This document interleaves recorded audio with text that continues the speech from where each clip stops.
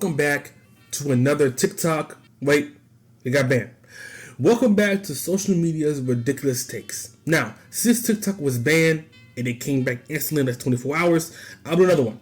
Now, I don't know when this video is getting released because recording this video, the last video I uploaded was the John Stockton to hot take video, and there's an explanation for that in this video. But in this series, we go through TikTok for right now, Instagram Reels when it's being racist, YouTube Shorts, and even Twitter. Now, let's get to the first take. The Bulls don't draft you. You get drafted to the Atlanta Hawks. It's you, Dominique, Kevin Wilkins. The Bulls get, you're number 5. So Michael and the team, they pick up Kenny Smith. How many championships do you guys win at the Hawks? And how many championships does Michael win without you going there? I still get my 6. Stop it, Scotty. 3-3. Thought you knew. How many does Michael win? He may be somewhere with LeBron. 2-3. LeBron's got 4 now. LeBron got, I thought he had 5. Now, Scottie Pippen has been on a hate train of Michael Jordan ever since that Last Dance documentary, and it's actually insane. Now, in this take, I'm going to tackle his argument and the argument that MJ cannot win without Scottie Pippen. Now, Scottie, you had a chance to prove that you can win as a leader when MJ left for those 2 years to play baseball, and you didn't. You led the team to the playoffs, but then you quit on them. Also, Pippen, you are a Robin, and there is nothing wrong with that. MJ didn't need Pippen, and what I mean by that is he didn't specifically need him. He needed a second star to help him out and help with defensive load. Pippen was just the perfect player in his perfect situation. He was a lengthy, person who had a great wingspan to guard defensively. He was able to cut off of Jordan and just compliment him well. I don't think Jordan gets 6 rings out the Bulls team in general because Scottie in those last 2 championships, you was injured and not playing up to what you was doing in the first 3 years. Anyways, Pippen, you don't get 6 rings without Jordan in general, really, without a Batman next to you. Jordan wouldn't have 6 rings, but he didn't rely on you as much as you think. I'm whooping Muggsy Bogues' ass. There's no way I'm losing a basketball game to somebody that's 5'3". If somebody that's 5'3" could play in the NBA, I could have played in the NBA. I feel like you could have played in the NBA. You at your best. I feel like you could have played in the 90s. I think with basketball, we all kind of wonder if we played in an NBA game, how we would do. Now, I mess with zero bounce content, but I don't like people that think like this at all. If someone is professional at something, you're not beating them. That's it. This is an unpopular opinion, but even professional female players, yes, they aren't professional male players, but if you are a regular person who plays basketball on the regular as a hobby, you're not beating a person who is professional at this craft. They live, train, and breathe basketball, and you play as a hobby. Now, Muggsy Bogues, I know, is the shortest player in NBA history, but he still made the NBA. Regardless, it was in the 90s, where people on TikTok have this we hate the 90s rhetoric, they're still NBA players. Now, as someone who does research, it is funny how when I go back and look at these teams, how some of these players just wouldn't have jobs in today's NBA, but that's how the game has evolved NBA-wise. You're still a regular person, you're not you're not beating any professional player, you are a regular person. You can't ask me who's the GOAT between LeBron and Michael. Neither one of them are GOATs. You can't put them at the top of the pinnacle. Magic Johnson, to me, is a bigger GOAT than anybody because of how he led, how he brought a whole team, how when the greatest scorer in the game, Kareem, was not there, and him as a rookie steps in and plays a position that no one even knew he could play. That's transcending what you can do as a Scottie Pippen is back with another bad take. Now, when it comes to this GOAT debate, I'm not going to go in depth with it because at this point it's beating a dead horse. But when it comes to Magic Johnson, he's a better GOAT at what standard? Magic did transcend the game, yes, as he did come into the team as a rookie and help that team win the NBA championship, but that team was already good.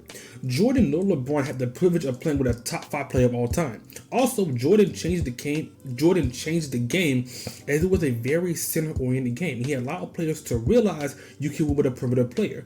LeBron was also able to transcend the game and be a dominant all-around player. He made people realize that you don't need to be in a certain system to follow or control in order to win. It can be a negative or a positive for you, but it still transits the game. Also, Jordan and LeBron just has more reach and are able to captivate an audience that surpasses Magic. Magic is definitely a top 5 player of all time. He was able to transform that Lakers team to Showtime and is the greatest passer of all time, but he played in a weak Eastern Conference. There's a movement. He also had a great team the whole time and was able to play with a top 5 player of all time. LeBron or Jordan is the only players that can be in this conversation. Anyone else looks silly. No, nobody got Kobe at nothing but number 1. LeBron is 16 He and 6 had to against wait him. till Kobe leaves. I'm 16 and 6 against him. Don't care. Why? You gotta go down to South Beach to have a chance. No. But doesn't Jordan still have another championship over him? You didn't know I don't talk stats. Yeah, he don't talk Abilities. So LeBron James beating Kobe Bryant 16 to 6 times and get numbers still don't. Was that a one-on-one matchup? It was not. LeBron averaged 37 points against me. 37 against me. Woo! Every possession. If y'all not playing 1-on-1, so how can you say somebody's better? Like what? You know how. Just What are you talking about? I'm asking, like, just You better than Luke Ridenour? it's not about. That's what you want? You want them to line up you and Luke's stats, or you want to line up the ability?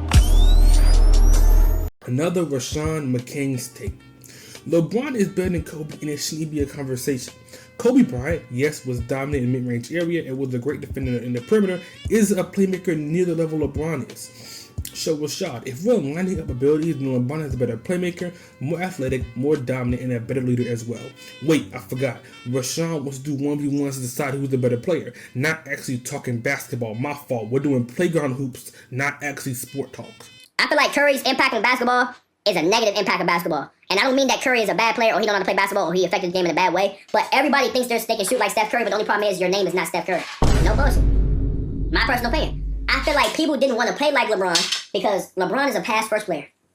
And I feel like everybody points... Here's the thing. Everybody wants to be a number 1 leading scorer. But the thing is, you don't have the skill set to do that. You cannot shoot from 30 feet, 40 feet like Steph Curry. You got to think about it. Steph Curry came from a... Dale Curry was damn near lighting up the league like Steph Curry was. Steph Curry just doing it at a better range and a better clip and way more broadcasting. He came from a shooter. He came from an NBA family. So when he was 3 years old, he was already shooting 25, 20 feeters, already getting his strength up.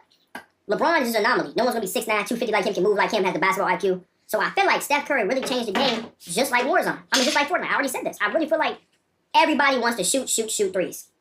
And here's the thing. If you can shoot threes, good. But it's the way that he's not a standstill. Like, we've already had shooters in the league. You already had the white players, the Kyle Korvers, the Reddicks, and all that. Steph Curry is a one of a kind. I'm talking about off the dribble. I'm talking about off the dribble, on the dribble, off ball movement, on ball movement, shot creating. Then he got the handles, he can still finish inside. So it's like, you niggas are not Steph Curry, so why are y'all trying to play like Steph Curry? Welcome, Unc. Now, T-Bex is a Twitch streamer who gave us an opinion. I want to elaborate on it. Now, to a certain extent, I agree. But I'm not going to be one of those old heads who hate the fact that shooting is such a big thing now and we should return to traditional post-up game. No. Stephen Curry is so influential to basketball that sometimes people forget that. LeBron James changed the game because people saw that you can have a forward being the main focal point and their ability to do everything, but the problem is that he is an anomaly. Curry is also an anomaly to a certain extent as well, as Curry is an undersized guard who has a shooting skill that cannot be replicated.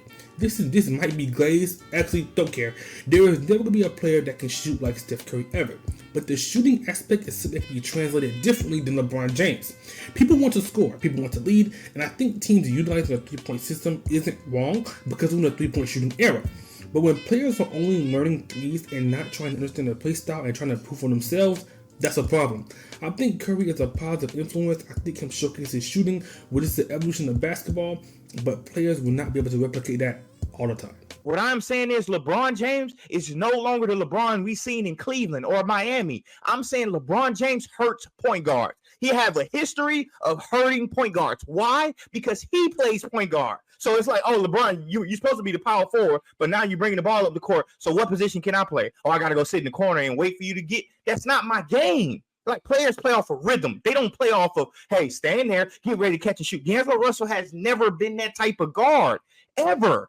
That's not his style. So when you wonder why in the playoffs it don't work, it's because it magnifies in the playoffs. First and foremost, yes, he has been that type of guard. And the reason why he has been that type of guard, when he was in Golden State, he didn't have the basketball in his hands when he was in Golden State. And he was really damn good in that offense where he didn't have the ball and there was a lot of action off the basketball. On top of that, when he's playing with LeBron, just to clear, by the way, just to back up your point, do you know that his most efficient 3-point shooting season have both been in LA? He was in Golden State. Two of his 3 most efficient seasons period have been in LA. So LeBron's obviously not making it worse. He's actually making life easier for him. Go ahead, chill. Finish it. No, hold on. Chill. Finish it. Another LeBron take. Now, when it comes to this take, LeBron gets flat because he's different. LeBron has a play style they have to adjust to him. He doesn't ruin point guard because of his abilities. I will argue he makes them better. This take comes when you have an old head mindset of you have to play a certain position and that position only do certain things that they can do. LeBron's ability to pass and also be dominant in the paint is what separates him. That's the old head take. Obviously, Jokic is a better playmaker in my opinion, but him and LeBron are similar in some areas. Jamal Murray is a ball guard as well, but you can see him in that system and playing around Jokic. If LeBron's on that team, I'm sure the point guard knows he has to fit into the system in his area, which is a negative because LeBron is able to elevate teammates. That's the edition of social media's ridiculous takes. I guess that's a series now. Now, I took a week break because I got my wisdom teeth removed, so I've been in my bed for the past week recovering, but we're back. 2025, really no stupid. Follow the social on the screen, down below, and yeah, golden takes.